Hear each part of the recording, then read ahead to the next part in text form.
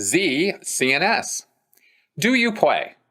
How is music seen in Scientology? For instance, in most public schools, there are several times you're introduced to instruments, offered band, etc. Does this happen in the Scientology schools? Are you looked up to or down on for being a musician? For instance, are kids encouraged that music is a waste of time or something? Also, I've seen the tacky, seemingly promotional videos of the officers singing. It looks like a bad rendition of We Are the World, but I understand that Scientology doesn't have a regular weekly service/meeting, etc. So are there really any Scientology songs? Okay, wow, a lot of stuff in this question here. So let me just kind of go from the beginning. No, I do not play any instrument at all. I'm not musically inclined. I would like to be. I used to have a keyboard that would sit behind me in the videos, and that was all it would do, is it would just sit behind me. I hardly ever got to it. And I finally just went, okay, let's get real. We're not doing that. We're doing something else. So I quit trying. But as far as music in Scientology, music's huge in Scientology. Scientologists love music. And there are all kinds of Scientology songs. Do the Scientology schools offer music programs? I honestly don't know. I don't recall one being offered up in Delphi in Oregon, which is the only Scientology school that I've actually been on the grounds of, other than the Apple school that I went to when I was very, very young. But it wouldn't surprise me if they did or they didn't. But it wouldn't be because if they don't, it's not because Scientologists don't like music or have some problem with teaching music. It's probably just the expense of getting good music teachers.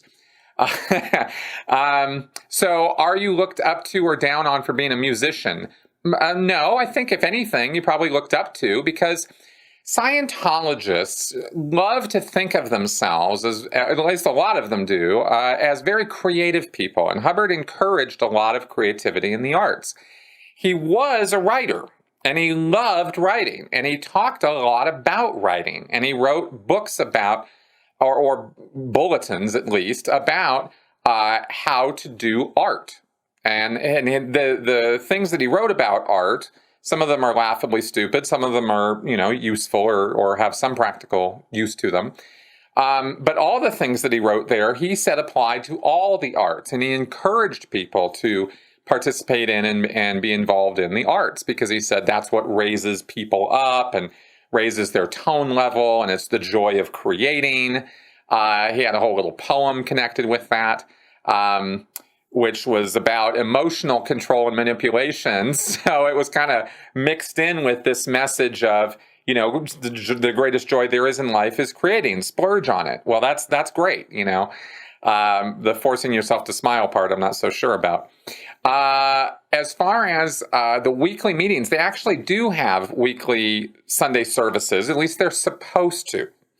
They don't actually, but at least on their schedules and stuff, they say that they do. And that they do have, at least in Los Angeles, they had a Scientology choir who would come and perform at some of these Sunday services or at Friday night graduations, which also happens every Friday. And those do regularly happen, the Friday night graduations.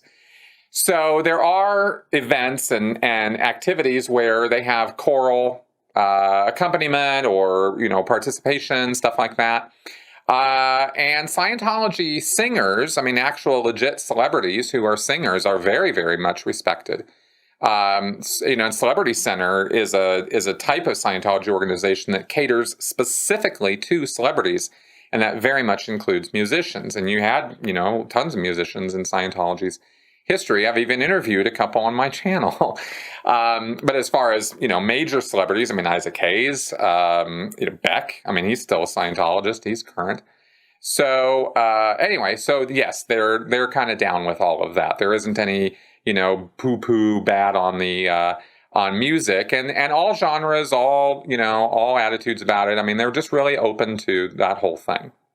So that's not one of the down points or one of the cons of Scientology.